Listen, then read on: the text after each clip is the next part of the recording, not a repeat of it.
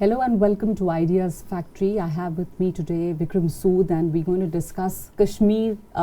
Will this new year mark a new beginning for Kashmir? Since the doing away of Article 370, things have not been normal in Kashmir. Only recently SMS services have been back, but the internet is still not back in full swing. Maybe in some areas it's working. Life has returned to normal, but the elected representatives are still under house arrest. So the question is, when will everything be okay in Kashmir? And the first sentence I uttered was, will this mark a new beginning? But to begin with, I want to understand this entire context of doing away of Article 370 and the disturbance that has been a part of Kashmir is also because of our neighbor, whose DNA is that they have to keep breaking up issues.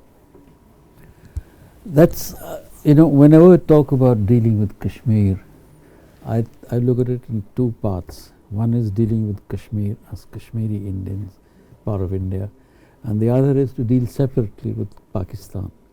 Because to expect Pakistan, as you said, to expect Pakistan to solve it for us, it's not going to happen. So we have to do this separately. We have to deal with Pakistan separately. And I know that after August 5, things have not been normal. Things were perhaps not normal in Kashmir for a long time. But this is a new normal. It had to go. And there's no going back to pre-370 days.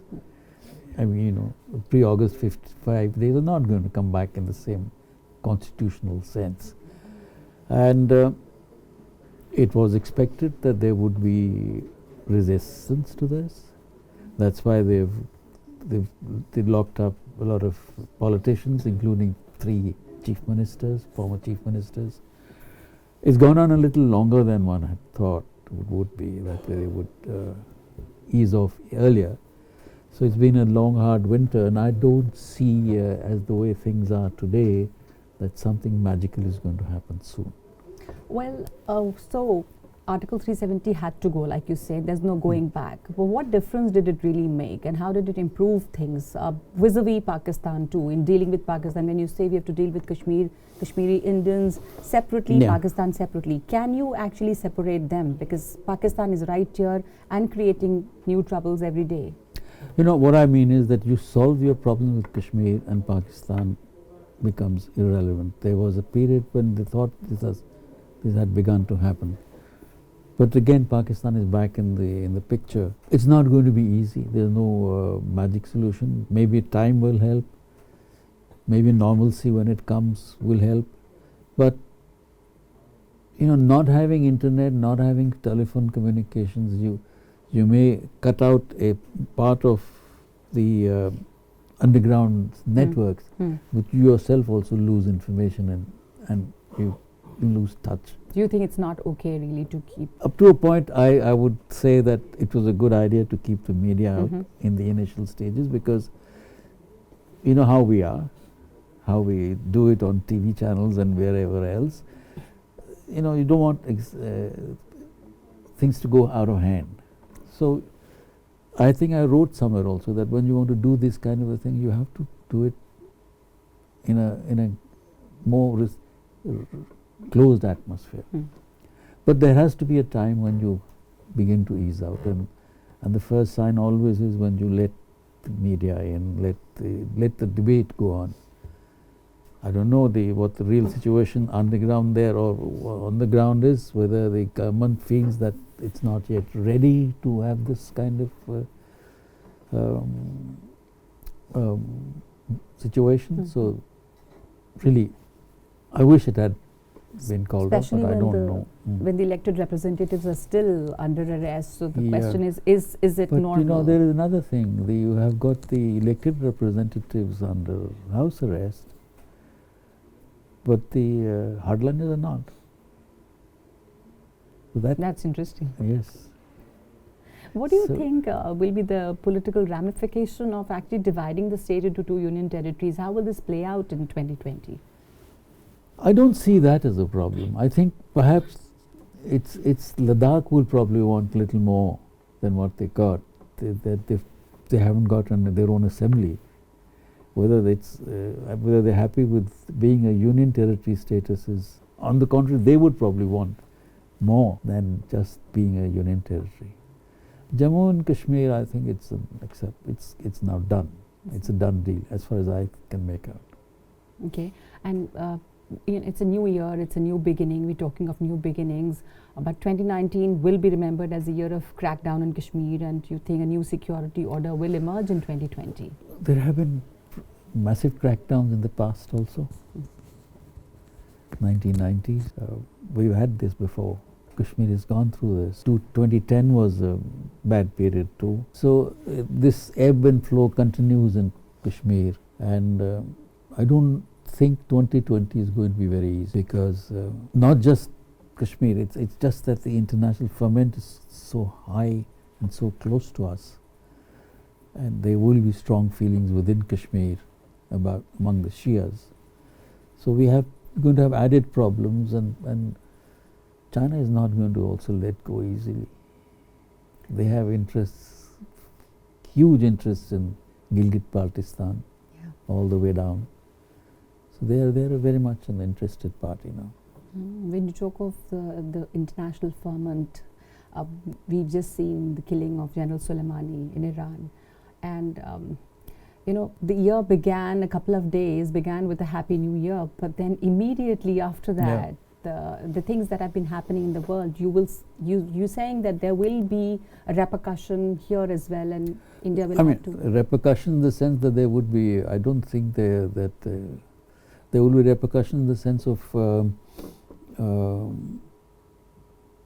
protests and demonstrations by sections of the community. I don't see anything more happening here. But they have threatened that all assets, American assets, we are going to target. We have to take care of that too. Yeah, and Indian interests in Iran, of course, Chabahar and all. But there is a disturbance everywhere. Coming back to Kashmir, till when do you think this clampdown can continue or should continue? It cannot be normal really to go on like this. This is not a situation that can. It's unnatural. It can't last forever. It can't last. It's lasted a bit long. But we've had long periods of closures. Hazratbal, I don't remember exactly how long it was, but it was a pretty long time. But that was the days of the pre-internet, days of the pre-mobile phone. There were only 3 newspapers, 1 TV channel. So it was easier to handle. So which is why probably this is going on longer. So therefore this is multiplied into a greater effect, because there are 700 TV channels? And the social media. So all this combined makes it more difficult. So the sooner you are able to get over it, the better it is. And once you get over it, I think things will quickly get back to. So then the problem also is, how does the government prepare to deal with the after effects of removal of the clampdown? How can, what extra preparations are needed, since you know the security system pretty well? So, things have changed. Like you talked about the media, the presence of social media. Have we got an assessment of what kind of demonstrations, expecting demonstrations after the lifting of the clampdown will it be violent? Will it be peaceful? And actually, if you come to think of it, a peaceful demonstration is more difficult to deal with. A prolonged peaceful demonstration, day after day after day, is perhaps more difficult for a state to handle than a violent. Violent is ugly. But you can easily control it. It's something that is perhaps more controllable than this. So I don't know what the masterminds of this movement are thinking of, and whether we have an assessment of what is perhaps being planned, and do we have a counter to that? I don't know. So world over, we are also seeing a rise of alpha leaders and of nationalism. So do you think something similar could happen here in Kashmir too? This whole new rise of nationalism, will it affect? What kind of nationalism? Sub-nationalism or nationalism? You know, we already have sub-nationalism, Yeah. although it's perhaps also mixed with Mm. Islamic nationalism. Mm. But is it going to be the big one or this? So there will be, if you think of nationalism, there can be two kinds of nationalism there. Yeah, yeah. But when the government is making, things like restoring SMS services right now, and I'm talking of normalcy, or withdrawing about 72 units from Kashmir, is that a good or a big enough step, or there is more to it than meets the eye? If it's only a one-off, then it's no use. But you start off with that, assess and move forward, and assess and move forward. If they keep doing it, then it's okay. If you're just testing the waters and then deciding what to go. But if you go one step forward and go back, then it's as you were. It doesn't really help. All this has also hurt the economy very badly. I believe so. It would because you shut down and you lose millions.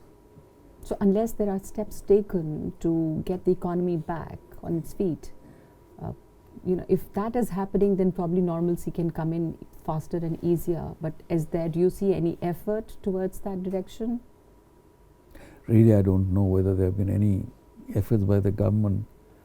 I was told that they were trying to help the Apple supplies keep going, export of Apple. But other than that, I have not heard of any concrete step that they've taken now for the economy. How do you, in the coming months, the year has just started, the firing across LOC, all that, do you assess that there will be an escalation there, a continuation there? There have already been reports of, they say that recruitment to terrorists have gone. We don't know. It's all closed. But so that's very dangerous. Since it's all closed, you don't know. You cannot assess right now what's the repercussion. Yeah, that's true. So I expect by this cross-border thing to continue, maybe increase. It will not. They are not going to stop. That won't stop. And considering Pakistan won't stop, and you talked of sub-nationalism here, and then there is another wave of nationalism everywhere. It's a very complex situation. At the same time, you did mention China. China has tried to internationalize the issue. India should be wary of that. They will keep doing it. They're not going to interfere in the issue themselves. They will keep this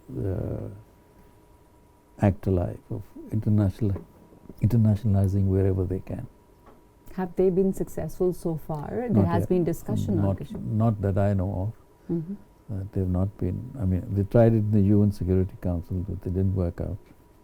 But even the mention and at least to we've got to live with that. We just got to live with that. We've lived with it in the past. If the 50s and 60s, during the height of the Cold War, it used to be the Russian veto that used to help us, but it used to be there. But in that case, it also gives a lot of bad international press, and that's also a very important aspect of the war that's going on, played out in social media as well. Pakistan has been, there has been a propaganda war from Pakistan. How should India deal with that? And when I talk about the international press, in terms of Kashmir, that's been pretty bad for India too. Yeah. So how do you think, not really how, but what do you make of it? How should one manage that? And has India lost that game? I think Iran and the elections in US will now take the focus away. And so that's the only way that the focus goes somewhere else. The focus goes somewhere else, and we get a breather. And when you get a breather, you shouldn't be wasting it. The idea is that you have to learn from this and make your own quote-unquote lobbies or interests and tell your story. Unless you tell your story, they're going to publish theirs. But do you think India kind of lost out there of telling your story accurately, quickly, fast enough? I think we didn't do it fast enough. In the case of Kashmir, we did not do it because, especially on social if we go by media. the results, yes, we didn't do fast enough. We will not. And then you have we are very free and open-minded. You know, we have people who go and write there against us. So this is your guys who saying It's a vibrant democracy. it's a vibrant so live with it. But at the same time, we have that expectation that our allies will come in support. You saw the British press, you saw the American press, a part of it, about whether it was the Balakot or it was the Article 370, or now for that matter the CAA and the NRC. The international image has taken a beating. It has. So how can There's one only hope. My only thing is that these are periods that come to us, and then it wears off. If tomorrow the economy picks up, they'll all come running, and everything will be forgotten. So if we play our cards well from now onwards, this will be forgotten. So the only until thing the is next incident. the only thing is to forget it and to shift the focus somewhere else. Just There's no really solving it. if you're convinced that this is the right thing to do, then just go and do it. Dunya to bolegi. And the government seems to be very convinced with what it has done. Yes. So and do we expect? but you could have done it better. You could have programmed yourselves better. You could have made out your stories better, knowing that this would happen. Do you think that, so that's internationally right now the Kashmir story, because the focus is shifting somewhere else, so we will get a breather? It doesn't solve the problem, it doesn't solve the problem, but the problem remains. We can't say that because they've taken their eyes off theirs, therefore it is solved. No. What role do we expect America to play here? We've seen the press, but otherwise, the government in Kashmir. They're not going to play any role. That is, superpowers are interested in themselves. If it suits them, they'll help us. If it doesn't suit them, they won't. So what would you say, as a last question, would be the way forward in Kashmir for the government, or should be? To try and return to normalcy as ASAP, and then talk to. बात करें मगर बात होगी चलेगी नहीं ना. But I think you have to. There is a lot of sense in what people say that you need a new leadership. The new leadership doesn't spring automatically. It takes, till it becomes mature, it takes a while. So it's not as if you remove this group and then the next group is ready. So the road is very long, very tortuous. It's not easy that आपने 3 हटा दिए and then you get 3 more guys in. No, it won't work like that. They also have their following, they also have their reasons. Rightly or wrongly, they are the political entities that are there in Kashmir. So, good luck to them. So you're saying that there's going to take a bit of time till we actually call it normal, and 2020 is going to be a more difficult year. It's going to be tough year. And you just have to have that determination. Okay, you will go through with this bad period, and there will be a silver lining at the end. Thank you so much for that very optimistic note to end with. Otherwise you have no hope. Thank you so much for joining us on the Idea Factory. Thank you.